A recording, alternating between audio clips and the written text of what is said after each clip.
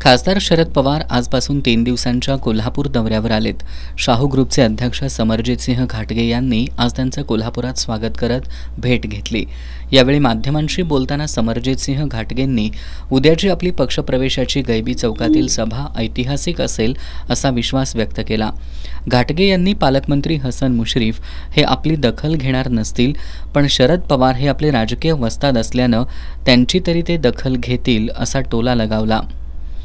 विरोधकांना काय वाटते ह्याच्यापेक्षा कागल गडिंग्लज जोधपूर विधानसभेमध्ये लोकांनी काय निर्णय घेतलाय, लोकांनी परिवर्तनाचा निर्णय घेतलाय, या सभेमुळे ती परिवर्तनाची मुहूर्तमेढ होईल याची मला पूर्णपणे खात्री आहे।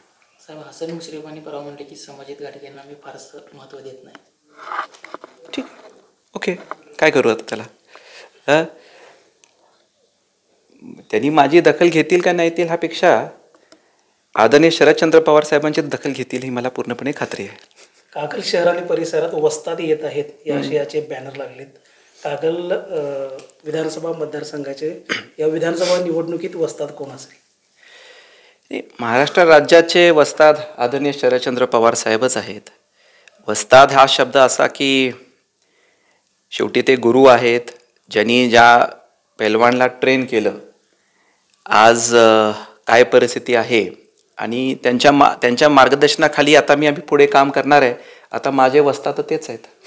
दरम्यान उपमुख्यमंत्री देवेंद्र फडणवीस यांचे निकटवर्तीय मानले जाणारे आणि पालकमंत्री हसन मुश्रीफ यांचे कट्टर विरोधक समरजितसिंह घाटगे शरद पवार गटात प्रवेश करून महाविकास आघाडीकडून निवडणूक लढवणार आहेत। त्यामुळे कागलच्या राजकारणात घडामोडींना वेग आलाय।